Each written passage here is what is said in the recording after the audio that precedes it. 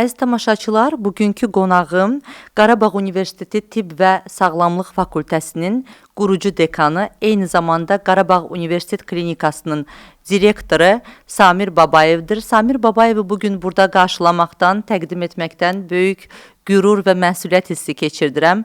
O, geniş klinik və akademik təcrübəsi ilə Türkiyə, Avropa və Amerika Birləşmiş Ştatlarını əhatə edən böyük akademik bilikləri və liderlik bacarıqları ilə Azərbaycana qayıdan nadir şəxsiyyətlərdəndir. Qarabağ Universitet Klinikasını qurmaq və buradakı təhsili təşkil eləmək üçün gəlmişdir. Samir doktor, xoş gəlmisiniz. Çox sağ olun, təşəkkür edirəm dəvətinizə görə. Sizi burada görmək çox xoşdur və sizinlə birlikdə inşallah Qarabağ Universitet Klinikası simasında Azərbaycan səhiyyəsinin gələcəyinin saturasiyasını ölçəcəyik. Siz Qarabağa gəldiniz uzun illərdən sonra. Şəxsi motivasiyanız nə idi? Sizin kimi peşəkarlığının zirvəsində olan bir şəxsin yenidən vətənə qayıtmağı uzun illərdən sonra. Bu pragmatik bir seçimdir, idealist bir seçimdir, çox maraqlıdır. Demək, düzün desəm, Qarabağa, Azərbaycana geri qayıtmaq, Qarabağ Universitetinə qatılmaq mənim üçün belə deyək də bir CV-nin mərhələsi ya da yəni peşəmin növbəti mərhələsi kimi deyil, daha çox yəni əsas 3 faktora bağlayıram. Birincisi kimlik məsələsidir, şəxsi kimlik məsələsidir. İkincisi peşəkarlıq məsələsidir deyə düşünürəm. Üçüncüsü də zamanlama məsələsidir. Mən də yəni bir çox azərbaycanlı kimi düşünə bilməzdim ki, nəinki Qarabağda olacağım bir gün, orada işləyəcəm, Xankəndidə oyanacağam, işə gedəcəm. Yəni bu mənim üçün yəni çox fərqli zamanlama məsələsi çox vacibdir deyə düşünürəm. Amma eyni zamanda düşünürəm ki, bizdə peşəkarlar olaraq, təhsil və tibb işçiləri olaraq bizdə yəni bilikdə bir problem yoxdur. Yəni dünyanın hər yerində olduğu kimi bizdə də bilikli, ağıllı insanlar çoxdur. Məncə bir çox yerdə bizdə problem olan sistemlərdir. Sistemlərin o qədər də yəni hələ də gəlişmiş olmamasıdır, tam inkişaf olmuş olmamasıdır. Mən də xaricdə gördüyümlə, yəni həm Türkiyədə, həm bir müddət Avropada da olmuşam. Ondan sonra uzun illər Amerikada gördüyüm oradakı fərq, yaradılan fərq ilə sistemlərdir. Mən də ona görə düşündüm ki, yəni siz soruşdunuz ki, bəs yəni idealist qərardırmı? Məncə bəli, idealist qərardır. Pragmatikdirmi? Bəli, məncə də həm də pragmatik qərardır eyni zamanda. Çünki düşünürəm ki, doğru zamanlama olduğu üçün və özümə bir sual verdim ki, mən ora getsəm bir fərq yarada biləcəmmi? O sualın cavabı yox olsaydı mən dönməyi düşünməzdim yəni açıqcası. Çünki düşünürəm ki, Qarabağ Universiteti bir vitrin proyekti deyil, təməlli bir proyektdir. Yəni nəyisə dəyişdirmək uğrunda başlanmış bir proyektdir. Mən də onun bir parçası olmaq istəyirəm. Möhtəşəm, çox təşəkkür edirəm. Amma növbəti suala keçməmişdən öncə burada qeyd elədiyiniz bəzi nüanslar var ki, onları açaq istəyərdim. Məsələn, kimlik dediniz, o qədər dəyərli və dərin. Yəni, sanki bu Maslovun piramidindəki ən son mərhələ kimi gəlir mənə. Çünki burada artıq sizin haqqınızda çox bilirlər məncə, amma mən biraz da xatırlatma edeyim ki, siz Tibb Universitetində bir neçə il təhsil alandan sonra ən yaxşı tələbə kimi Türkiyəyə getmişdiniz. Orada ən yaxşı nəticələri göstərirdiniz, fakültə birincisiydiniz. Ondan sonra Amerikaya qəbul imtahanı olduqca çətin və mərhələli bir imtahandı. Orada da maksimum balları toplamışdınız və çox nadir müraciət edənlərdən idiniz ki, sizi çağırırdılar. Ondan sonra getdiniz və orada da karyeranın ən yüksək zirvələrinə ulaşdınız. Bunu böyük ehtimal ki, böyük disiplin və adanmışlıq deyirlər türklər, onun sayəsində əldə eləmiş oldunuz ki, bir sonraki suallarımda gənclərə tövsiyələrinizdən soruşacağım bunlar haqqında da. Amma bir yerə gəlib çatanda artıq məsələ rahatlıq və ya qazanc və ya peşəkarlıqdan daha böyük, özünü realizasiya və yaratmaq istəyi olur, deyilmi? Sanki burada yaratmaq istəyi görürəm mən və yeni bir şey qurmaq. Bu potensialı görürsünüz həm də. Bu da böyük bir uğurdur bizim üçün, yox? Maslovdan danışdınız, amma ona girmədən kiçik düzəlişlər eləmək istəyərdim. Çünki doğrudan da uğurlu bir Azərbaycan Tibb Universitetində uğurlu bir abituriyent olaraq, tələbə olaraq oxumağa davam eləmişdim. Amma Türkiyədə elə bir şans oldu. Yəni biz gənclər dediyim 20-dən çox adam o vaxtı İbrahim Yıldırım deyə, rəhmətli İbrahim Yıldırım deyə bir rektor yardımcısı, yəni prorektor bizim dilimdə deyəndə prorektor var idi ki, o Azərbaycanın əsilli bir həkim idir. O demək bir neçə nəsil Azərbaycanın həkimi buradan aparıb Türkiyədə oxutmağa davam etdirmişdir. O ikinci nəsildə mən düşmüşdüm. Elə 20-dən çox başqa tələbələrlə, uğurlu tələbələrlə Çapanı, yəni İstanbul Tibb Fakültəsini oradan məzun olma şansım oldu. Türkiyə sistemini gördüm. İlk dəfə belə deyək, qərbi tibb sistemini orada görmə imkanım oldu. Bu arada yəni orada sinif birinciliyi böyük iddiadır. Amma mən ən yaxşı halda sinif üçüncülüyü qazanmışdım. O da doğrudan da ilk illərdə, ilk aylarda hətta deyərdim ki, çox stresli idi. Çünki biz burada heç bir hazırlıq oxumadan, mən özdə rus bölümündə oxuyurdum. Rus bölümündən birbaşa türk dilində təhsilimi davam etmək üçün Türkiyəyə getmişdim. O da çətin idi, amma maraqlı idi eyni zamanda. Ondan sonra yəni çox yəni mənim üçün böyük qürur nöqtəsi idi ki, nəsə sinifdə bir rəngə çata bildim. Ondan sonra da düşünürdüm ki, bəs bunun sonrası nədir? Türkiyədə davam eləməyin mənası varmı mənim üçün, yoxsa yox? İngilis dilində artıq bilirdim aşağı-yuxarı. Ona görə təhsilimi Amerikada davam eləmək qərar verdim. Arada bir Avropaya da bir neçə həftəlik fərqli rotasiyalara getmə imkanım oldu. Avropada da gördüm ki, sistemlər var. Həm tibb təhsili, həm tibbin özü çox yüksək səviyyədədir. Amma gördüyüm o idir ki, yəni Avropada siz heç bir zaman bir Alman, bir Fransız, bir Çex sayılmayacaqsınız. Yəni siz Azərbaycandan gəlmisinizsə, siz Azərbaycanlısınız. Yəni orada bir cəmiyyətin bir parçası olmaq çətindir. Açıqcası çətindir. Onu gördüm. O bir neçə həftə ərzində hər bir ölkədə gördüm ki, bu o qədər də mümkün olmayacaq mənim üçün. Amma Amerikanın böyük fərqi də onda oldu ki, böyük orada deyilən melting pot, yəni böyük bir qazandır. Burada bütün mədəniyyətlər, kültürlər elə bir əriyir, qaynaşır, birləşir. Sizə orada imkan verirlər ki, siz öz mədəniyyətinizi istədiyiniz kimi yaşayasınız, amma ta ona kimi ki, başqa insanın, belə deyək də, o özəl ətrafına, azadlıq sərhədini keçmədən, yəni bunu edə bilirsinizsə, ona imkan yaradırlar. Amerikada bu var idi. Yəni tibb təhsili mənasında daha strukturludur mənə görə, Avropaya görə. Türkiyədə də yaxşıdır, amma Avropada məsələn rezidentura təhsili o qədər də strukturlu deyildir. Mən reyalıma gəlir ki, rezidenturada mən qadın xəstəliklər və doğum rezidenturasını bitirmişəm Amerikada. Orada konkret strukturlar var. Məsəl üçün bu qədər doğum etməli olmalıydınız, bu qədər keysəriyyə etməli olmalıyız, bu qədər histerektomi, vaginal, nə bilim, abdominal, laparoskopik. Bunları etmədən sizi məzun etmirdilər və buna çox net bir zaman verirlər. Yəni bunu məsəl üçün 4 il içində eləməlisiniz. Eləyə bilmirsinizsə siz məzun ola bilmirsiniz. Yəni çox daha strukturluydur. Bir də orada ondan sonra bu fellowship dediyimiz türkçə buna yan dal uzmanlığı, daha belə deyək, dar ixtisas o məsələsi var. O da rezidentura qədər çox strukturludur Amerikada. Bunu da sonsuzluq üzrə, reproduktiv cərrahiyyə və sonsuzluq üzrə Texasda, yəni Texas Universitetində keçmə imkanım oldu. Orada sonra müəllim olaraq qaldım, yəni bir öyrətim üyəsi deyirlər, yəni faculty member olaraq davam etdim, elə öz fellowship'imi bitirdiyim eyni universitetdə və insanın həyatında deyirəm, həmişə belə toxunan insanlar olur, mentorlar olur. Mənim üçün elə bir mentorlardan biri dediyim kimi İbrahim Yıldırım idir. Ondan sonra Kutluk Oktay deyə bir türk əsilli həkim, o toxunuş elədi. Kutluk hocam, belə deyək, dünyada ilk dəfə qadından yumurta toxumasını çıxarmış, yumurtalığı çıxartmış, kanser müalicəsindən qabaq, yəni xərçəng müalicəsindən qabaq bunu toxumanı dondurub, sonra xərçəng müalicəsini keçəndən sonra təzədən o toxumanı geriyə transplant etmiş insandır.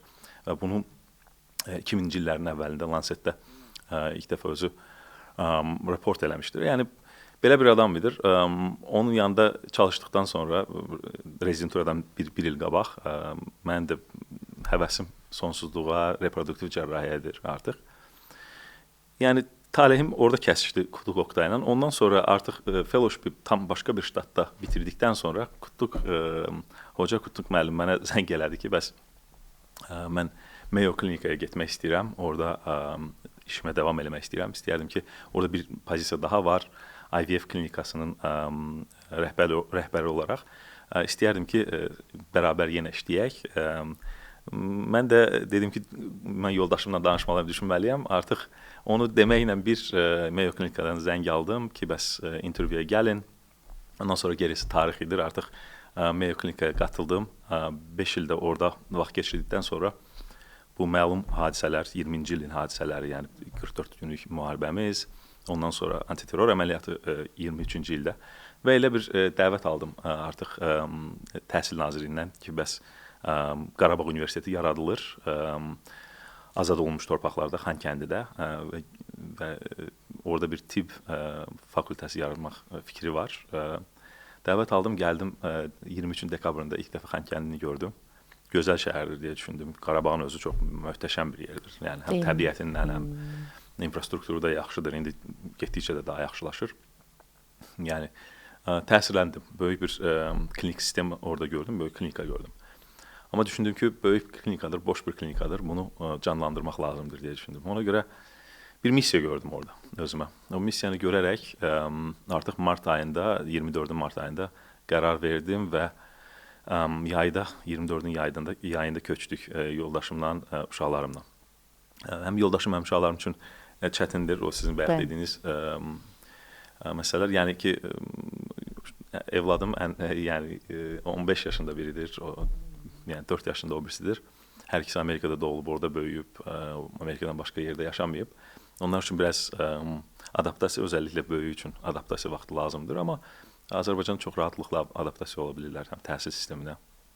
Bizim üçün riskləri var idi təbii bu işin, amma eyni zamanda tapdığımız nə idir? Məna idir. Məncə bizim həm həyatımızın, həm karyerimizin bir mənasını tapmışıq Qarabağda. Çox təşəkkür edirəm. O qədər sual yarandı beynimdə dediklərinizlə bağlı. Uşaqlarım var 15 yaşı və 4 yaşı. Əslində bu suallara daha sonra keçəcəkdim, amma indi yeri gəlmişkən soruşmaq istəyirəm. Yəni ailə, uşaqlar, onlar Amerikada doğulub, onlar mindset olaraq, düşüncə olaraq Amerikalıdırlar demək olar, deyilmi? Yəqin ki, evdə Azərbaycanca danışırdınız, milli şeylər qorunurdu yenə də. Amma onları da gətirmək böyük bir məsuliyyət, böyük bir məsuliyyətin altına girmək deməkdir həm də. Amma daha böyük bir mənaya qulluq eləmək. Elədir. Sanki özündən daha böyük bir mənanın bir parçası olanda hər şey çox daha asan olur. Elə olur. Elə də yəni məncə burada ailənin dəstəyi çox vacibdir. Təbii ki, yoldaşım da eyni düşünməsi, Azərbaycana qayıtmaq istəməsi, tövbə vermək istəməsi. O da Amerikada təhsil almış diş həkimidir. Onun da bir tövbəsi ola bilərdi deyə o da Azərbaycana dönmək istəyirdi. O mənada yəni evladlarımız üçün də indi onlar da bizi məncə başa düşürlər. Düzdür, dediyiniz kimi Amerikalı olaraq doğulub böyümüşlər də, amma Azərbaycanlı Amerikalılardır. Yəni bu vacibdir milli bizim üçün. kimliyi itirmədən. Azərbaycan Americans. Yəni bunlar çox vacibdir bizim üçün. Kimliyi heç vaxt itirmirlər, dili bilirdilər. Biz evdə baxmayaraq ki, həm mən, həm yoldaşım hər ikimiz təhsilimizi rus dilində olub, amma Azərbaycan dilində evdə üstünlük verirdik həmişə. Çünki evlatlarımızın öz ana dilini öyrənməsini vacib görürük. Dil varsa millət vardır, dil yoxdursa millət yoxdur. Məncə klişedir, amma çox vacib bir unsurdur bizim üçün. Mentorluqdan bəhs elədiniz Samir doktor və həyatınızın müxtəlif mərhələlərində bu mentorun nə qədər önəmli olduğunu, Qarabağ Universitetindəki tədris barəsində, kurikulum barəsində danışacağıq, fikirlərinizi öyrənmək istəyirik. Amma bu mentorluğu ilk olaraq soruşmaq istəyirəm ki, onu necə təşkil eləmək mümkün olur yeni yaranan bir universitet klinikasında? Azərbaycanda bu potensialda olan insanlar varmı? Onları necə seçirsiniz, necə tapırsınız? Məncə var. Azərbaycanda dediyim kimi, ta başda dediyim kimi ağıllı insan, bacarıqlı insan çoxdur. Yəni proporsiya, yəni nisbət mənasında heç başqa ölkələrdən də az deyil, nə Amerikasından, nə heç bir başqa ölkədən. Azərbaycanda da var mentorluq eləyə biləcək, tələbələrimizə mentorluq eləyə biləcək müəllimlərimiz, hocalarımız. Mən indi danışıram, bu seçim eləmişəm, ailəmdə seçim eləmişəm, amma mənim kimi onlarca insan, həkim, həm tibb bacısı, tibb qardaşı bu seçimi edib. Qarabağ Universitetində, Qarabağ Universitet Klinikasında 80 nəfərdən çox bir komandamız var. Bunların hər birisi bu seçimi edib. Bunların hər birisi, belə deyək də, hamı üçün aydındır. Qarabağa gedəndə nə üçün gedirsən? Yəni Qarabağ üçün gedirsən. Yəni orada həm belə deyək, maddi imkan mı deyim, komfort mu deyim, Bakı deyil. Yəni bunu çox biz o mənada realistik. Yəni hamımız komanda ilə. Amma insanlarımızın çoxsu Qarabağlı bağlılığı var. Ya özləri Qarabağda anadan olublar, ya belə deyək də, bizim bütün nəsil məncə Qarabağla əlaqəsi güclü olub. Mən indi Qarabağda anadan olmamışam, Gəncədə anadan olmuşam, amma Gəncədə də hər bir ailənin, hər bir ailə olmasa da belə, hər bir məhəllənin, belə deyək, məhəlləyə bu toxunmuş olmuşdu o 1-ci Qarabağ müharibəsi. Mən də yadıma gəlir ki, bizim yaşadığımız böyük bir 9 mərtəbəli binanın elə özündən şəhid olan dostlarım var idi. Yəni birini çox yaxşı yadımdadır. Yəni Kazım kişi, onun oğlu yadıma gəlir ki, Murov əməliyyatlarında qalmışdı dağda, donmuşdur. Atası onu çox çətinliklə tapıb gətirmişdir. Mənim də atam ailəm həkimlər ailəsi olduğu üçün, bizim də belə deyək də eyni binada yaşadığımız üçün gəlib qapımızı döymüşdü. Yadıma gələn odur. Yəni uşaq idim, amma yadımdadır. Ağlayaraq deyirdi ki, ay Namiq, atamın adıdır. Atam da reanimatoloq, anesteziolog sizin kimi. Neynəmək olar oğluma? Yəni mənim də atam getdi, baxdı, müayinə elədi. Təbii ki, başa düşür ki, eləyəcək bir şey yoxdur. Amma o valideynə nə deyə bilərsən? Yəni nətər deyərsən ki, yəni aparata qoşdular, nə bilim, müayinəni biraz dərinləşdirdilər, amma eyni sonu eyni. O gənc şəhid oldu. Yəni belə deyək, bizim nəsildə olanlar da, həm bizdən daha böyük nəsillər, amma bizim nəsildə olanlar da bir çox insan məncə Qarabağ travmasını alıb. Ona görə yeni deyirəm, komandamızda, aramızda elə insanlar var ki, orada doğulub, Cəbrayıldən, Laçından, Qubadlıdan və başqa Qarabağın başqa tərəflərindən ora qayıtmaq həmişə onların arzusu olub. Orada bir böyük işin parçası olmaq arzusu olub. Amma oradan olmayanlar üçün də Qarabağ bağlılığı var. Bizim nəsil çox haqlısınız ki, biz həm 1-ci Qarabağ müharibəsini gördük, çox şükür 2-ci Qarabağ müharibəsi və zəfəri də gördük. Doktor, sizin bütün cümlələrinizdə, bütün danışığınızda mən nəyi hiss edirəm və Qarabağ Universiteti ilə bağlı verdiyiniz müsahibələrdə də onu görmüşəm ki, Qarabağ Universitetində tələbələrə çox yeni, çox görünməmiş bir tədris sisteminə əlavələr var. Bunların hamısı haqqında bilmək istəyirik, amma incəsənəti məcburi seçim olaraq eləmisiniz. Çox maraqlıdır. Burada The Youngest Science kitabından bir şeylər yadıma düşür ki, həkimin mütləq ki bir mənəvi tərəfi olmalıdır. Mütləq ki bu artıq bütün dünya buna gəlir ki, IQ-dən əlavə emosional intellekt, EQ-nun nə dərəcədə inkişaf etdirilməsi önəmlidir. Yəni sizin bütün söhbətlərinizdə, müsahibələrinizdə qurduğunuz cümlələrdə böyük bir empatiya, duyğu, mənəviyyat hiss edirəm. Bu hamı hiss edir. Bunu tələbələrdə inkişaf elətdirmək istəyirsiniz, belə başa düşürəm. Necə düşündünüz? Hansı modeli örnək olaraq aldınız Qarabağda incəsənəti tətbiq eləmək üçün və artıq bir neçə aydır ki, tədris başlayıb necə gedir? Çox maraqlıdır. Deyək, bunu özüm kəşf eləməmişəm.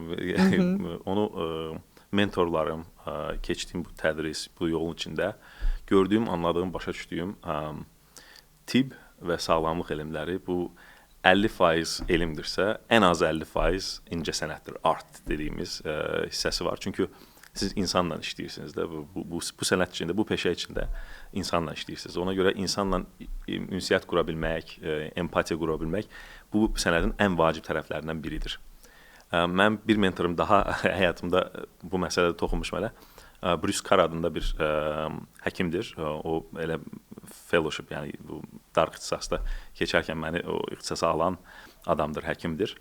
O mənə deyirdi ki, Samir, xəstənin həkimdə gördüyü əsas və dəyər verdiyi 3A var. Yəni düzdür, ingiliscədir bu A-lar, amma birincisi deyir availability, yəni əlçatanlıq. Yəni xəstəyə həkim olaraq, tibb bacısı, tibb qardaşı olaraq siz əlçatan deyilsinizsə, onda sizin nə həkiminizdən, nə tibb bacılığınızdan heç bir xəstə üçün heç bir mənası qalmır.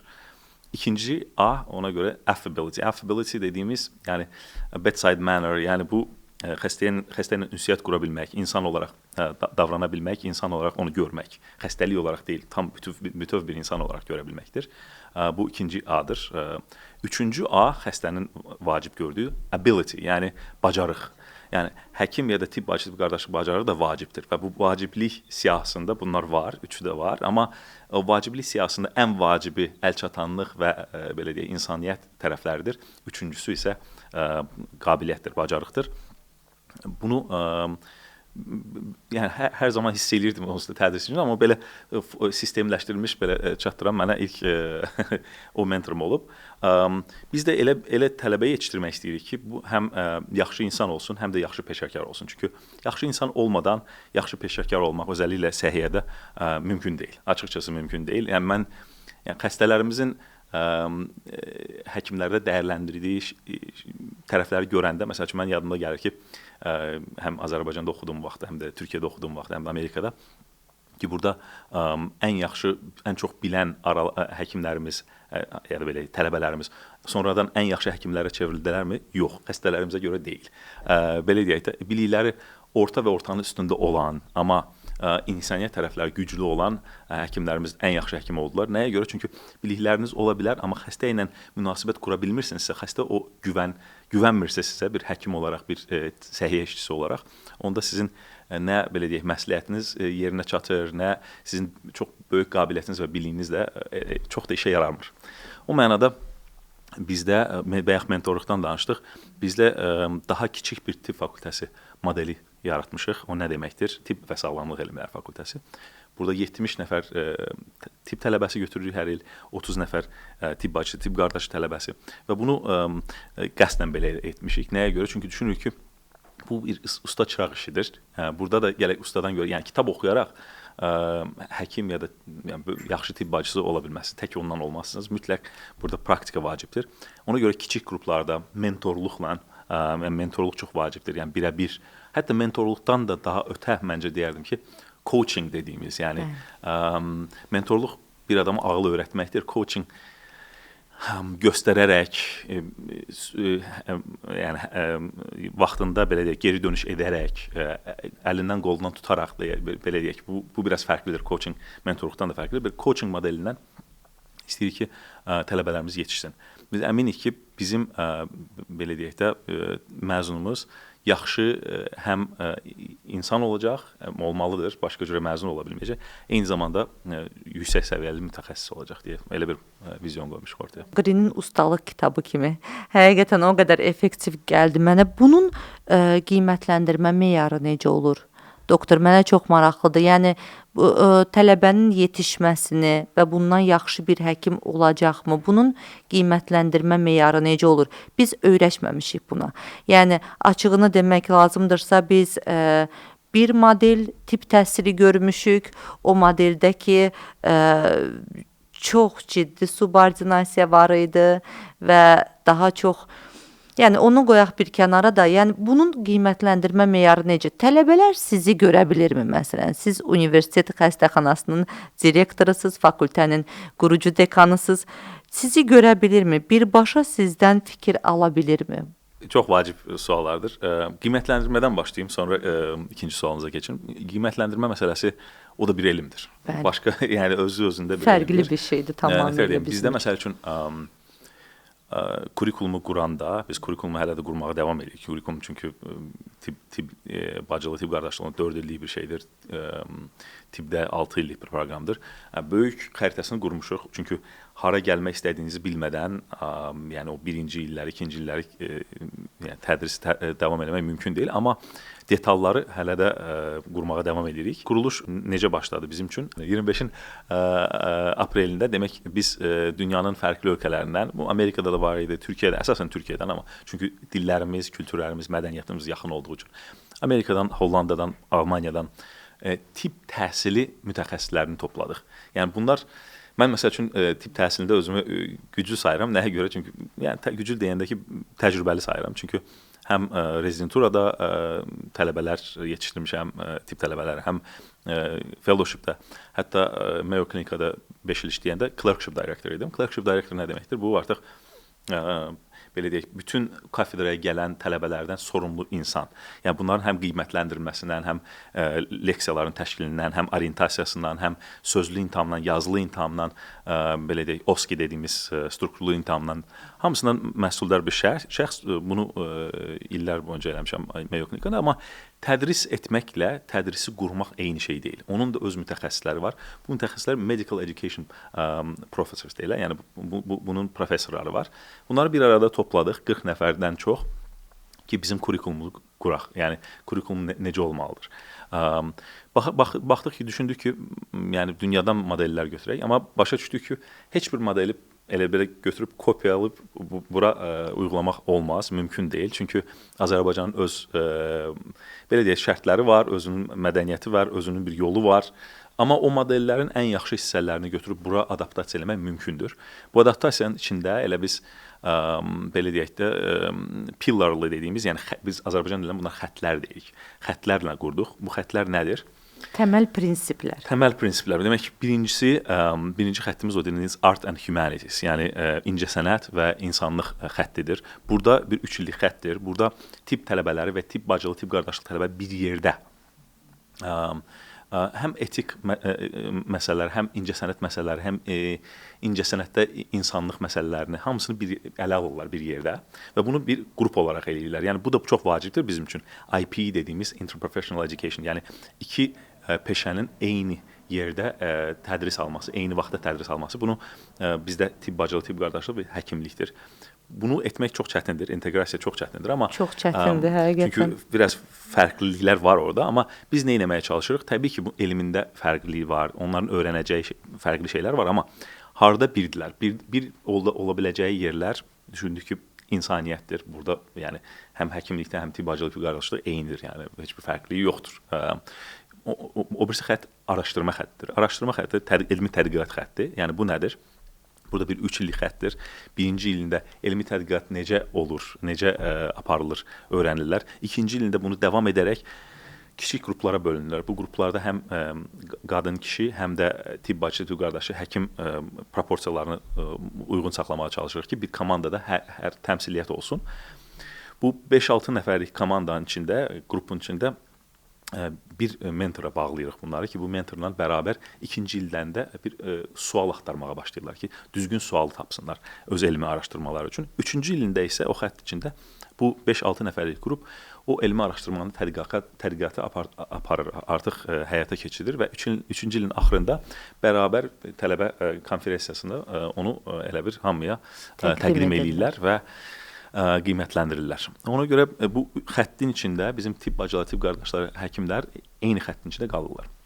Birinci kurs bizdə tam eynidir, həm tibb bacıları, tibb qardaşları, həm də həkimlər üçün, amma ikinci kursdan ayrılmalar başlayır. Çünki həkimlikdə daha çox belə deyək, diaqnoz və müalicəyə, tibb bacılıqda, tibb qardaşlığı daha çox xəstəyə baxım məsələləri daha üstün gəlir. Ona görə biraz ayrılmalar olsa da bu xəttlər içində 3 il davam edən birlikdəlik olur ki, bunlar da məncə Azərbaycan və dünyanın səhiyyə sistemində ən zəif tərəflərindən biri olan o komanda kimi işləmək bacarığını. Onu tədrisdə başladırıq ki, komanda kimi işləyə bilsinlər. Deməli, komanda kimi işləmək, yəni bunlar əməliyyatxanada işləyəcəksə artıq onu əvvəldən ilk gündən hazırlaşırlarmış kimi və ya xəstəxana multidisiplinər sistemdə işləyirmiş kimi. Bundan əlavə də siz onu qeyd eləyirsiniz ki, ilk gündən etibarən onlar elmi araşdırma anlayışının içinə girirlər. Bu bizim üçün çox yad bir anlayışdır. Yəni elmi araşdırma, akademik məqalənin yazılması və ya o sualın, o mövzunun tapılması böyük ehtimal ki, biz təhsil müddətində bunu heç görməmişik Azərbaycanda.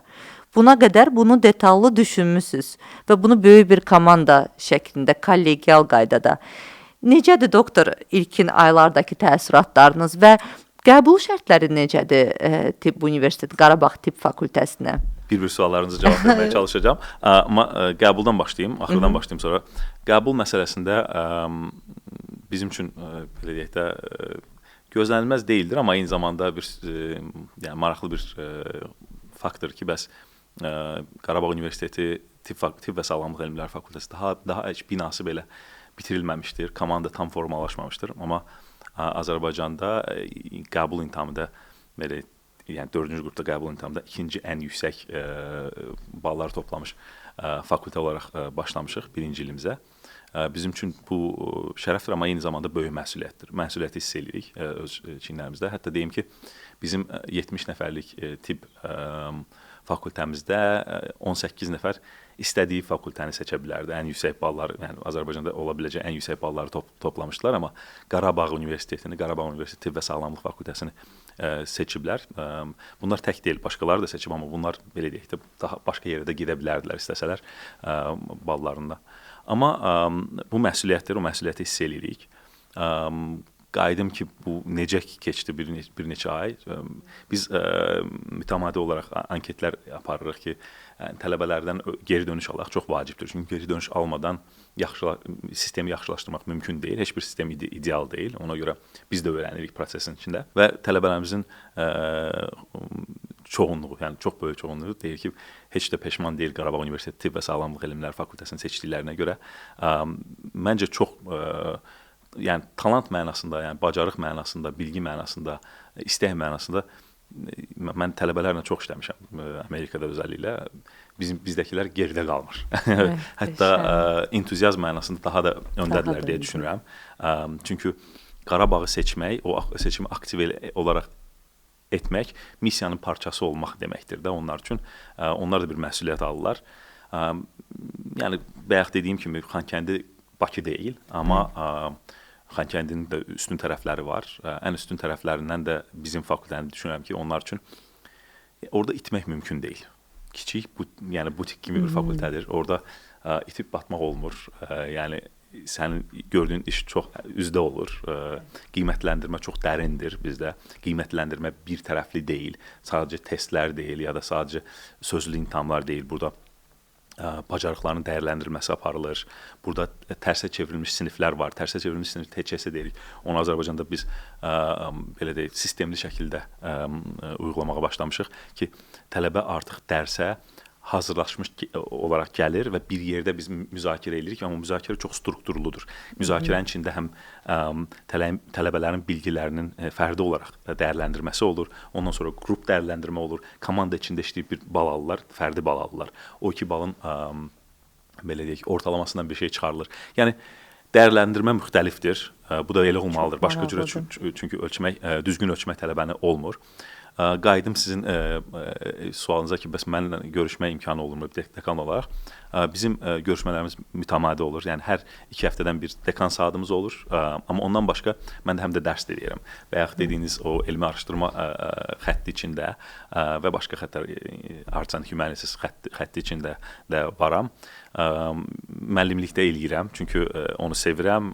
Məncə pis də alınmır və düşünürəm ki, bu vacibdir, çünki mən də hiss edirəm ki, tələbələr nə yerdədir, dərslər necə gedir, nə yaxşı gedir, nə daha yaxşı ola bilər, onu da hiss edirəm. Tələbələrin də imkanı olur ki, birbaşa ünsiyyətdə olaq onlardan.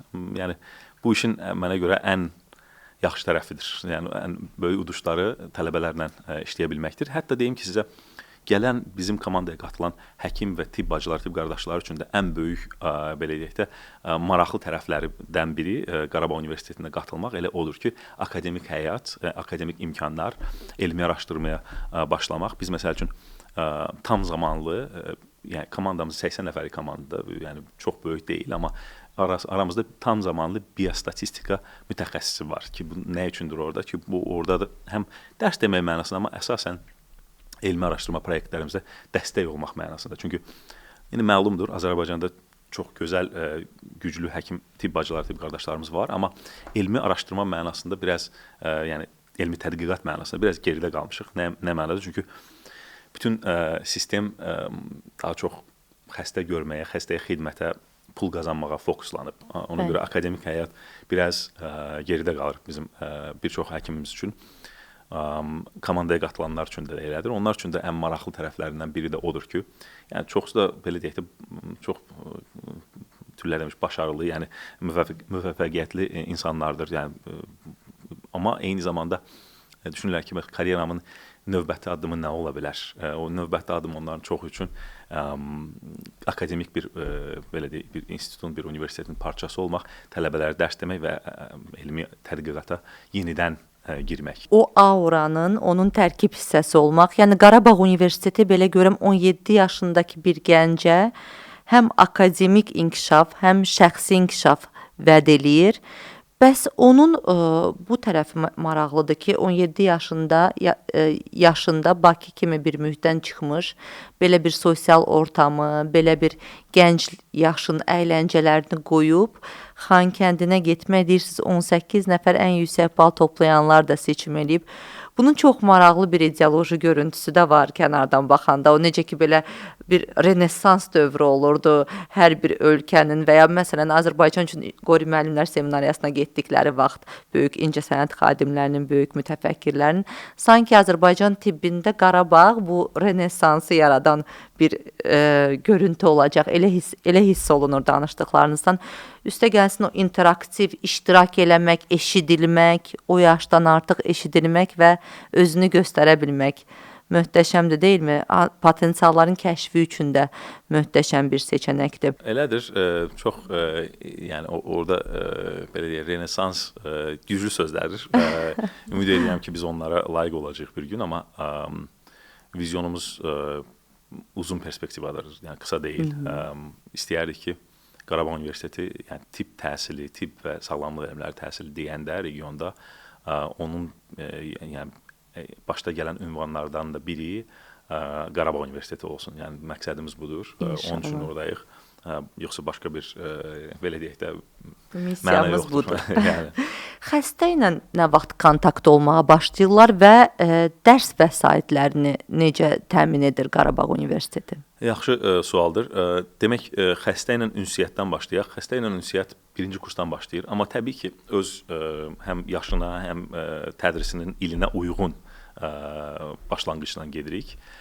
O mənada yəni birinci kursda biz tələbələrimizdən gözləmirik ki, getsin həmən xəstə görsün, xəstə müalicə eləsin, amma müşahidə eləmə imkanları olur. Müşahidə ilə başlayır açıqcası ilk illərdə. Bizim belə bir xəttimiz var, CBE dediyimiz Community Based Education, yəni icmaya İcma əsaslı öyrənmə. Əsaslanan bir tədris, belə deyək, Community Based Education o deməkdir. Burada artıq burada biz ilk belə öz icma ilə üz-üzə gəlmə imkanları olur bizim tələbələrimizin. Bu çox vacibdir. Biz çünki özümüzü həm Qarabağ Universitetindən də məhsullar hesab edirik, amma həm də icmaya da bir sözümüz var da. Biz söz vermişik ki, biz orada düzgün həm tibb təhsili, həm də eyni zamanda bir xidmət də qura biləcəyik. Ona görə tələbələrimiz birinci kursdan kiçik proyektlərlə başlayır. Yəni kampusda məsəl üçün bütün tələbələrimizin və ya yəni böyük insan tələbə deyil, məsələn müəllimlərimizin risklərini dəyərləndirmək, kardiovaskulyar risklərini dəyərləndirmək, başqa risklərini dəyərləndirmək. Bu nə deməkdir? Qan basıncını ölçməkdir, təzyiqini ölçməkdir, boynu-buxunu ölçməkdir, BMI-ni hesablamaqdır, risklərini hesablamaqdır, onun tarixçəsini almaqdır və risklərini ortaya qoymaqdır. Bundan başlayır, sonraki illərdə artıq daha da inteqrə olur. Yəni biz orada ona görə də eyni zamanda nəinki tibb fakültəsi və sağlamlıq elmləri fakültəsi qururuq, eyni zamanda bir tibb mərkəzi də qururuq, Qarabağ Universitet klinikası. Onu da sıfırdan eləyirik. Onu da çalışırıq ki, dünya səviyyəsində, dünya standartlarında edək, uyğun edək, düzgün edək, tələsmədən. Çünki məqsəd belə deyək də vitrin yaratmaq deyil. Açıqcası məqsəd doğrudan da mənalı, doğrudan da regionda lider ola biləcək ya da liderliyə iddiası ola biləcək bir mərkəz yaratmaqdır. Onunla məşğul oluruq hər gün. Bütün regionu, Qafqazı inşallah ki etkiləyən böyük bir tibb mərkəzi olar eyni zamanda. Doktor, 5 illik vizyonunuzda nə var? Onu bilmək istəyərdik. Yəni beynəlxalq dərəcədə tanınmağı və buradan çıxan məqalələr, deyək ki, elmi araşdırmalar baxımından Azərbaycan tibb təhsili indiyə nə qədər çox kasadlıq yaşayıb. Bunun bir tərəfi də infrastruktur çatışmazlığı olub. Yəni bu elmi araşdırmaların aparılması üçün gərəkli laboratuvar və digər infrastrukturlar təmin olunurmu? Bir də bu şəkildə dünyaya çıxmaq, yəni 5 illik vizyonda akreditasiya olmaq dünya səviyyəsində, eyni zamanda klinikanın. Belə vizyonunuz necədir? Maraqlıdır. Demək, bizim 5 illik vizyonumuzda mütləq akreditasiya daxildir, amma akreditasiya almaq üçün, tibb təhsilinin akkreditasiyasını almaq üçün tibbin akkreditasiyası, o ilk məzunun bir ilindən sonra, yəni bu ildən sonra, 6 ildən sonra bu mümkün olacaq. Amma tibb bacılıq, tibb qardaşlığı proqramımızda akkreditasiya daha yaxın perspektivdə mümkündür, 5 ilin içində mümkündür. Biz onu hədəfləyirik. Onun da belə deyək ki, akkreditasiya nədən başlayır? Akkreditasiya tam dizayndan başlayır. Yəni biz kurikulum dizaynında belə elə bir kurikulum dizayn edirik ki, dünya standartına WFME deyirlər, yəni World Federation of Medical Education, onun standartlarına uyğun bir proqram quraq ki, gələcəkdə və bunu çox belə deyək də yazılı dokumentə hər tərəfindən həm proqramın özünün dəyərləndirilməsi, həm tələbələrin ölçmə dəyərləndirilməsi komissiyaları var. Bunun qurulması, bunun yazılarının aparılması, bunun tarixçəsinin yaradılması, bunun fakültəmizin, yəni müəllimlərimizin şəxsi inkişafı mənasında çox vacib addımlarımız var ki, onları görürük bugün. Bizim partnyor universitetlər var artıq. Bunlar memorandum səviyyəsində deyil də, yəni biz kağız imzalamağında deyilik. Biz doğrudan da işlər görmək istəyirik, hərəkətlilik görmək istəyirik partnyorlardan. Hərəkətlilik gördüyümüz, məsəl üçün, Ege Universiteti var, İzmir Ekonomik Universiteti var, çox vacib partnyorumuzdur. Ondan başqaları da Ankara'dan da var. Yəni bunlarla biz bərabər işlər görürük ki, biz ya onlara belə müəllim göndəririk, ya inzibati işçilərimizi göndəririk ki, bu yəni məsəl üçün tələbə işlər ofisimiz var bizim, amma fakültəyə aid, bir universitetə aid var, amma fakültəyə aid. O tələbə işlər mütəxəssisi nə edər, necə çalışmalıdır, bunu görəcəyi bir yer lazımdır bizim komanda üzvlərimizə. Biz onun üçün məsəl üçün İzmirə göndərdik komanda üzvlərimizi. Bizim məsəl üçün tibb bacılarımız var ki, bunlar Azərbaycanda tibb təhsili, tibb bacılığı təhsili bakalavr səviyyəsinə təzə yüksəlib də. İndi tibb universitetində bir proqram var, amma onun da ilk məzunları keçən il oldu. Yəni adam sayısı hələ ki bakalavr səviyyəsini bitirmiş və ondan sonra hələ master etmiş insan yoxdur, hələ Azərbaycanda yetişmiş. Bunların hamısı xaricdən gəlir. Bizim də tibb bacılarımız var ki, xaricdə yetişib, yəni məsəl üçün bakalavrı bitirib ya da masteri bitirib, indi məsələn o doktor eləmək istəyir ya da master eləmək istəyir. Biz onun da bir yolunu axtarıb tapmışıq ki, bu komanda üzvlərimizi göndərək və bunların şəxsi yetişməsinə, həm də Qarabağ Universitetinə töhfəsi mənasında növbəti karyeranın addımlarını ata bilsinlər və xaricdə doktoranturalarını eləyə bilsinlər, masterlərini bitirə bilib Azərbaycanda tam olaraq müəllim adını qazana bilsinlər. Universitet müəllimi üçün bu vacibdir. Bu işləri görürük. Ondan başqa, yəni baza mənasında siz soruşdunuz ki, bəs binalar, avadanlıq, məncə bunlar çox vacibdir. İnsanlardan sonra ən vacib ikinci ünsüdür, amma orada da böyük işlər görülüb artıq. Təhsil Nazirliyimiz orada çox gözəl bir fakültə binası qurub sıfırdan, demək olar ki, yəni Suvaqdan başlayaraq 9 ay içində. Bunun içində 5 kvadrat metrlik bir simulyasiya mərkəzi, tam avadanlığı olan, burada 4 OSKİ otaqları, OSKİ dediyimiz yəni simulyasiya otaqlarıdır. Burada biri, məsəl üçün, ambulator şəraitin simulyasiyasıdır, o birisi doğum evinin simulyasiyasıdır, o birisi stasionar simulyasiyasıdır, o birisi də təcili yardım simulyasiyasıdır. 4 otaqda. Bunların hamısının simulyasiya mərkəzi var. Bəli, simulyasiya mərkəzinin içində hərəsinin bir özünə aid yerləri var və bu yerlərdə bizim imkanımız var ki, tələbələrimizi həm simuli xəstələrdə, həm də maketlər üzərində həm izləyək, həm öyrədək, həm imtahanını eləyək, hər şeyini etmək üçün şəraitimiz var və tələbələrimiz bu simulyasiya mərkəzindən birinci ildən artıq başlayıblar. Yəni ilk 3 ayda yəni çox sadə şeylərdən, əlcəyi necə geyinirlər, ondan başlayaraq bir xələti necə geyinərlər, əməliyyat xələti necə geyinərlər və bunlardan başlayaraq çox daha kompleks prosedurlara qədər bu illər içində öyrənəcəklər. Bunun proqramı var bizdə. Çox şanslıyıq ki, bizim bəzi müəllimlərimiz artıq xaricdən gələn professorlardır. Məsələn, Türkiyədən çoxdur. Nəyə görə? Çünki Türkiyədə tibbdə dil vacibdir, mədəniyyət vacibdir. Dediyim kimi, bayaq bu məsələ 50% elmdirsə, 50% də incəsənətdir. Orada siz nə bilim bir Amerikanı gətirib bir Azərbaycanda həkimlik eləməyini istəsəniz olmur, alınmır. Nə mənada olur? Onun yanına standart burada mexanizmlərdir. Yanına bir Azərbaycanlı həkim qoşurlar ki, o ingilisini bilir. Həkim buradan, Azərbaycanlı həkim burada münsiyyətdə olur. Oradakı həkim bilir. Amma yenə dediyim kimi əsas məsələ bilik deyil, sistemlərdir. O mənada Türkiyənin yanımızda olması, yaxında olması, Türkiyənin mədəniyyəti, bizə uyğunluğu bizim üçün böyük şansdır, Azərbaycan üçün böyük şansdır. Oradan da aldığımız bir neçə professorumuz var ki, bunlar onların özlərində də mən soruşuram, motivasiyanız nədir də? Deyirlər ki, biz həyatının belə pinnacle dediyimiz, yəni həyatın pikinə çatmış peşəkar həyatının pikinə çatmış insanlardır. Deyim, nəyə görə, nə marağınız var burada Qarabağda olmağınız? Deyir ki, bəs Türkiyədə həmişə arzusunda olduğumuz, amma sistemin o qədər daşlaşıb ki, yəni orada innovasiya eləmək, yenilik yaratmaq çətindir. Amma onları biz burada sıfırdan qurduğumuz bir sistemdə ən yüksək səviyyədə eləyə bilirik. Bu da bizim üçün ən böyük motivasiyadır. Yəni elə bir professorlarımız var ki, qatılıb bizə Türkiyədən və onların da dəstəyi çox-çox vacibdir bizim üçün. Çox maraqlı nüansa toxundunuz. Əslində qalsa belə SWOT analizini aparanda o Azərbaycanın güclü, zəif tərəfləri, imkanlara baxanda və ya bütün o şəkildə dəyərləndirəndə əslində qalsa yeni yaranan sistemin nə qədər böyük çətinlikləri olsa da ki, sıfırdan bir şey yaratmaq və bu cür yaratmaq, hər bir detalı incələyərək, hər bir detalda ən peşəkarlardan, amma sanki belə asan xidmət ki, necə ki Azərbaycan imzası oldu, bir də post müharibə dövründə Azərbaycan kimi bir ölkədə, kiçik bir ölkədə böyük bir proyekti yaratmaq da oradan biraz tarix yazmaqda həm də hər detalı düşünərək və Türkiyədəki mütəxəssislər də deyirsiniz bunun bir parçası olmaq istəyir.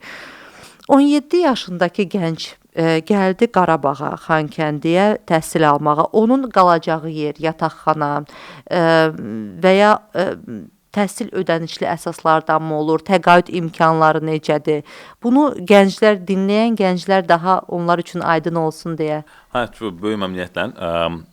Birincisi də onu demək istəyirdim ki, bizə gələn tələbələrin bir çoxu Azərbaycanın hər tərəfindən gəlir də, yəni belə deyək, Bakı deyil. Bakı 5də biridir tələbələrimizin, yəni bəzi fakültələrdə bəlkə 3də biridir, amma hamısı deyil. Bizim Azərbaycan hər yüksəsindən bizə tələbə gəlir. Bizim üçün də bu çox vacibdir. Çox sevinirik buna da. Qarabağda Qarabağ Universitetinin təklif edəcəyi nədir? Birincisi, bütün tələbələr pulsuz yataqxana imkanı var ki, yataqxanaları da çox yüksək səviyyələrdə yataqxanalar. Yataqxana ödənişsiz. Tam ödənişsiz yataqxanadır ki, bu çox vacibdir. Bir də yəni çox gözəl səviyyədədir. Mən məsəl üçün yadıma gəlir Türkiyədə oxuduğum vaxt mən də yataqxanada qalmışam. Sizin bu studiyanızdan çox böyük olmayan otaqda 6 nəfər qalmışıq belə iki mərtəbəli ranzalı şeylərdə, yataqlarda. Bizim tələbələr Qarabağ Universitetində elə deyil. Bir evdə, bir otaqda o qədər tələbə qala bilməz. Maksimum 2-3 tələbə qala bilir. Özlərinin hamısının ayrı bir mətbəxi var ki, bizdə elə bir şey mümkün yox. Avropada da yoxdur, deyilmi? Avropada da o səviyyədə deyil açıqcası. Hər birisinin özünün belə deyək də bir həm tualet hamamı var. Yəni ki, bu da mən Türkiyədə bu mümkün deyildir. Ortaq bir şeydir. Yəni şərait mənasında həm də hamısı bunun təmirli, gözəl, yepyeni dünya səviyyəsində açıqcası tələbə üçün mən çox yaxşı səviyyədədir. Yəni ona sevinirəm. Çünki bu şərait bizim üçün, bizim tələbələrimiz üçün çox vacibdir. Yəni produktiv olmaları üçün elə şeyləri düşünməməlidirlər. Yəni yataqxana tam pulsuzdur. Ondan başqa hər bir tələbə mütləq təqaüd alır. Təqaüd hər bir tələbə alır, amma yaxşı oxuyan tələbələr və özəl durumlu olan tələbələr çox üstün təqaüd ala bilir Qarabağ Universitetində. Bu da vacibdir. Təhsil tamamilə pulsuzdur. Bu da çox vacibdir. Yəni belə deyək, dünyada həm yataqxanası verilən, həm təhsil tamamilə pulsuz olan, həm üstünə təqaüd də verilən universitet sayısı çox deyil. Yəni analoqu azdır, yəni. Azdır. O mənada çox yaxşı şərait yaradılıb Qarabağda. Yəni ki, belə deyək, romantik deyilik bu mənada. Praqmatiklər Qarabağ Universitetini qurur deyə düşünürəm. O da vacibdir. Yəni şərait güclüdür. Dərs vasitələri dediniz, nələr var, nələr verilir? Yəni bizim elektron kitabxanamız var, Qarabağ Universitetinin elektron kitabxanası var. Burada hər kitaba, hər cür mənbəyə əlçatanlıq məsələsində problem yoxdur. Bizim ondan başqa LMS dediyimiz Learning Management System, yəni Azərbaycanda ikinci universitetdir ki, Blackboard Learning Management sistemini artıq Qarabağ Universiteti uyğulayır. Yəni Blackboard nə deməkdir? Bu düşünün ki, belə deyək də, tədris Facebook'da, yəni belə tədris tamamilə elektron şərait. Yəni hər bir tələbənin özünün kabineti, hər bir tələbənin imtahanı orada keçirilə bilər, dərslərin cədvəli oradadır, dərs materiallarının hamısı oradadır, qiymətləndirmə orada keçirir. Bütün hər şey bu LMS, Learning Management System üzərindən. Adı da eyni sistemdir. Bizdə də Blackboard Qarabağ Universiteti başladıb. Çox vacibdir, böyük investisiyadır, amma vacibdir deyə düşünürəm, həm gələcəyimiz üçün. Başqa bizim tədris hibriddir. Hibrid nə deməkdir? Yəni həm Azərbaycan dilində, həm də ingilis dilində. Yəni bizim belə bir mən realistəm bu mənada. Mən düşünürəm ki, tam ingilis dilində tədris tibbdə mümkün deyil.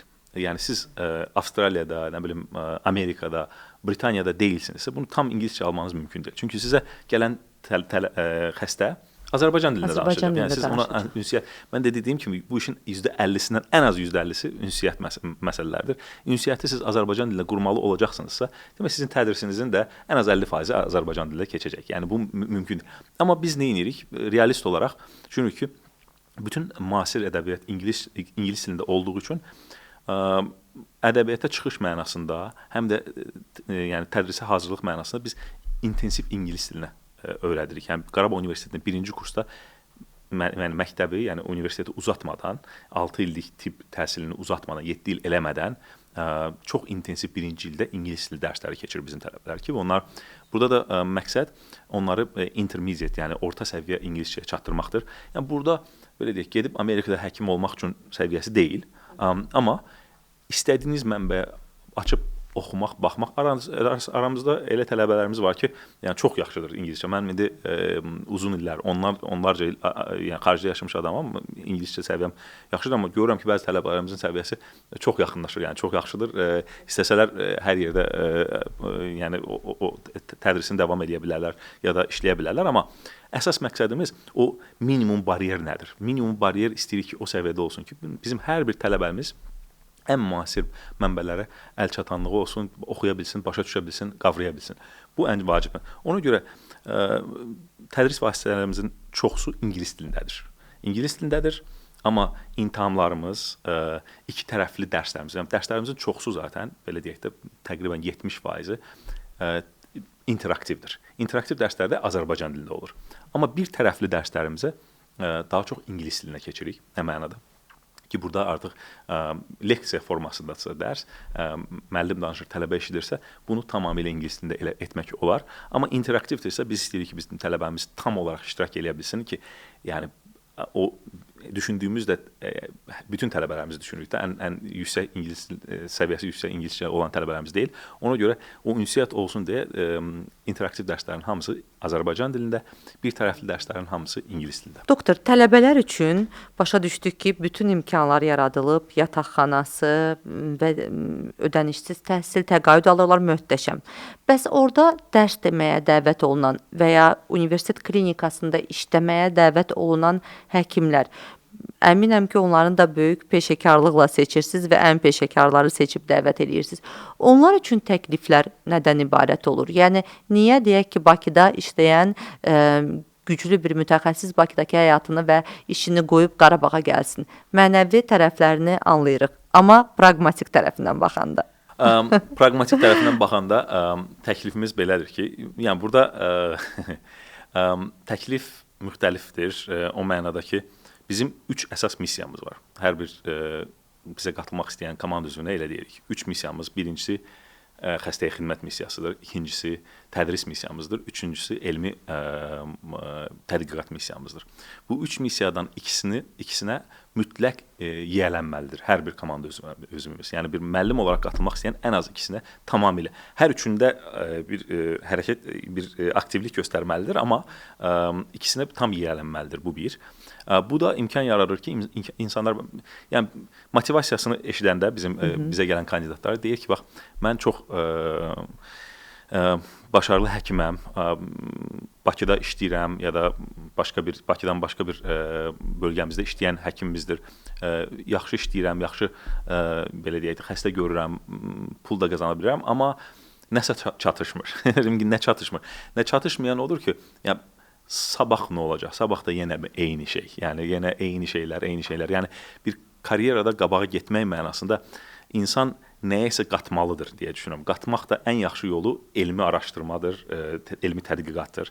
Bu tədqiqat mənasında da akademik yerdə olmaq, həm insan yetişdirməyə imkanınız var. Təsəvvür edin ki, bir həkim bir çox həyatlara toxunur. Çünki elə bir siz çoxlu xəstə görməklə çoxlu həyatlara toxunmuş olursunuz. Bir müəllim daha da çox insanların həyatına toxunmuş olur mənə görə. Çünki siz tələbə yetişdirirsiniz, rezident yetişdirirsiniz, fellow yetişdirirsiniz və bunların əllərinlə də xəstələrə, insanlara toxunmuş olursunuz. O mənada o tərəfdə gətirmiş oluruq da, yəni onu da hiss edərək, başa düşərək. Amma eyni zamanda çox praqmatik, təbii ki, məsəl üçün indi şükür Allaha bizim orada komanda üzvlərimiz birinci çox transparent, çox şəffaf bir metodla seçim aparırıq. Hamısı elanla, hamısı komissiya ilə, hamısı intervyu ilə, hamısı obyektiv dəyərləndirmə ilə. Heç bir zaman bir adam qərar vermir, komanda qərar verir. Bunu mən məsəl üçün bu metodu mən Mayo Klinikada ilk dəfə özüm üçün gördüm. Yəni çox yerdə elənilir Amerikada, amma sistemli şəkildə necə olunur, suallarına qədər hansı suallar verilir, o suallar necə dəyərləndirilir ki, maksimal obyektiv bu dəyərləndirməni obyektiv etməkdir. Bunu görürlər, bunu hiss edirlər. Ondan sonra gələndən sonra bizim indi pis yaxşı biz şəhər qururuq da, tək fakultet, tək klinika deyil, sıfırdan şəhər qurulur orada. Yəni o mənada klinikanın bugün imkanları var ki, biz öz komanda üzvlərimizə ev şəraiti də yaradırıq.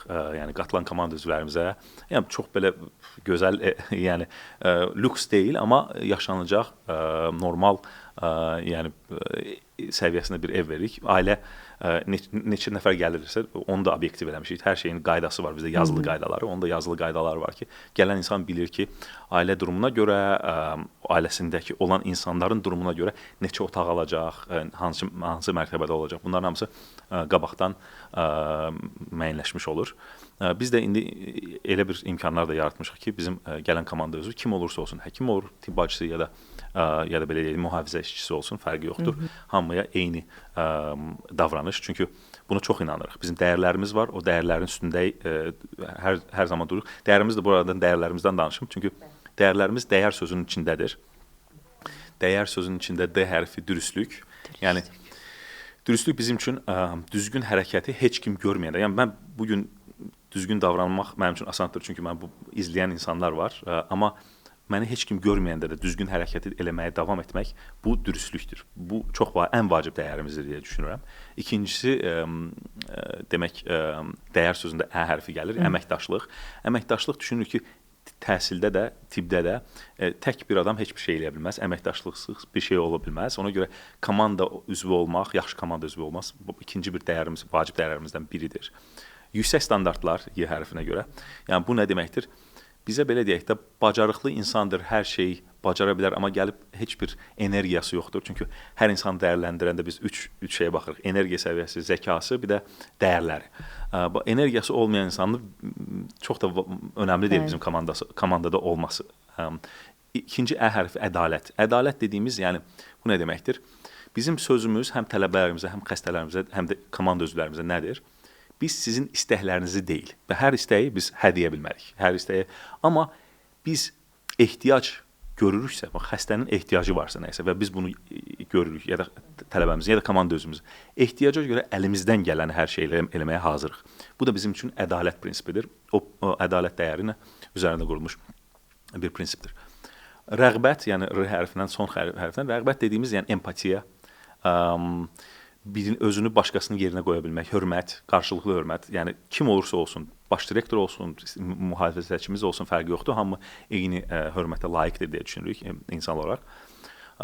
Simpatiya mütləq deyil, bonusdur deyə düşünürük, amma empatiya mütləqdir. Yəni o da bizim dəyərlərimizdir. Bu dəyərlərimizi yaşamaq istəyən, yaşadan, bizlə paylaşan komanda üzvlərimizi dəvət edirik Qarabağa bizə qatılsınlar. Təşəkkür edirəm bu cavab üçün. Ayrıca siz o qədər faktoru birləşdirdiniz ki, sanki Qarabağ Universitetinin və Qarabağ Universiteti Tibb Fakültəsinin özü sonradan özü bir araşdırma obyekti olacaq. Elə hiss edirəm ki, buradakı idarə etmə necə, yəni bir məsələdə maraqlıdır ki, tibb təhsili ayrıdır, tibbi peşəkarlıq ayrıdır, yəni professionallıq ayrıdır, tibbi idarə etmə isə ayrıdır. O sizin dediyiniz dəyərin içərisində, o abreviaturanın içərisindəki başlıqların hər birinin özünü doğrultması üçün sanki başda duranın bu dəyərlərə sahib olması gərəklidir. Azərbaycan tibbinə, səhiyyəsinə Amerikadan gəlmiş biri olaraq, eyni zamanda Qarabağda sıfırdan böyük bir sistem quran biri olaraq, böyük mənəviyyat sahibi olaraq baxanda Azərbaycan tibbinin saturasiyasını ölçsəniz, necə görürsünüz? İndini və yaxın 5 ildəki vəziyyəti. Dediyim kimi başlanğıcda məncə Azərbaycanda ağıllı insan çoxdur. Mən imkanım oldu ki, bir il yarım içində bir çox səhiyyə idarə edən idarəçilərinlə tanış olma imkanım oldu. Demək olar ki, elə qayda olaraq hamısının çox ağıllı, kamallı, çox vizyonlu insanlar olduğunu görürəm. Sadəcə nə böyük fərq Amerika ilə olan fərqi görürəm.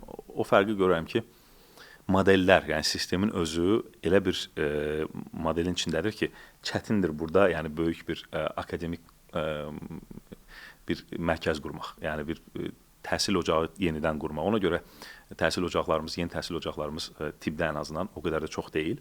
Çünki qurmaq çətindir, bunu başarmaq çətindir. O threshold dediyimiz, yəni o böyükdür, yüksəkdir. Nəyə görə? Modellər belədir. Mən məsəl üçün həkimlər üçün deyirəm. Yəni Türkiyədən bir çox artıq uzmanlığı bitirmiş, yəni mütəxəssis olan həkimlər gəlir, qayıdır.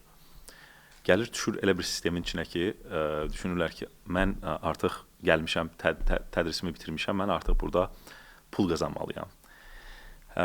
Hamısı deyil, amma bir çox xəstəxana brendi yoxdur. Hamı öz brendini yaratmağa çalışır. Həkim olaraq sizə belə bir təzyiq olur ki, siz öz brendinizi yaratmalısınız. Yəni siz Instagrama çıxmalısınız, nə bilim, Facebooka çıxmalısınız, başqa yerə çıxmalısınız ki, sizə xəstə gəlsin.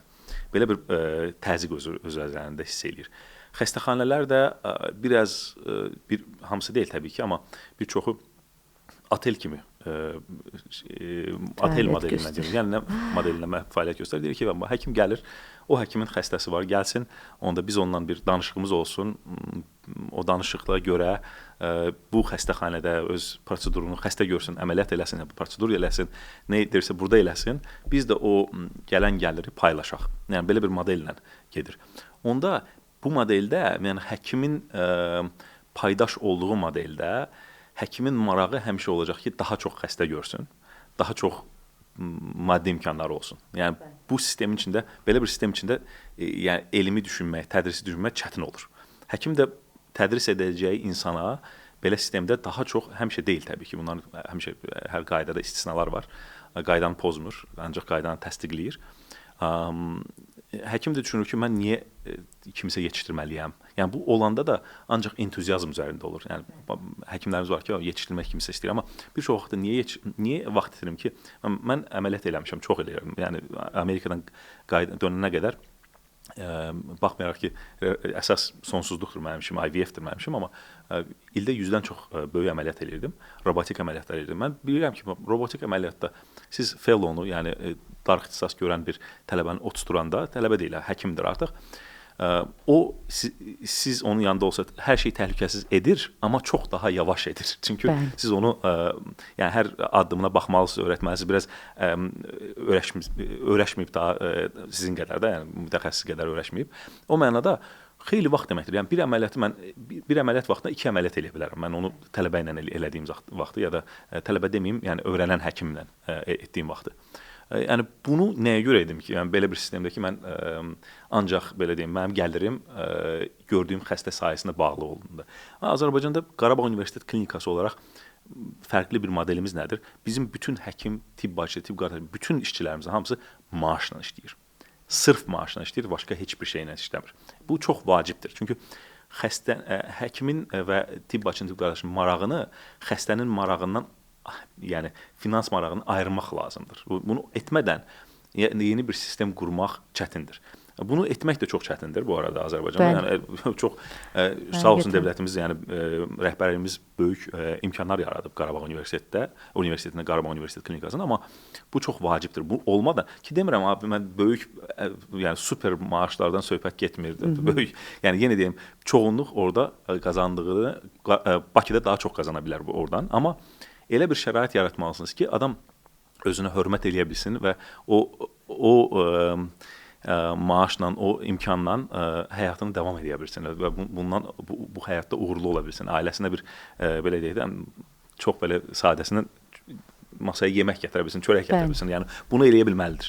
Eləyə bilməsə onda fikirləri tamamilə başqa yerlərdə olur.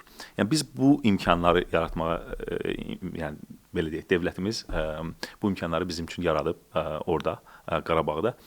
Bunsuz elmi akademik model mümkün deyil. Yəni mən son bir neçə ay içində imkanım olub ki, həm Cleveland klinikasından qrupla danışma imkanım olub. Mayo-nu yaxşı bilirəm, Mayo klinikasını.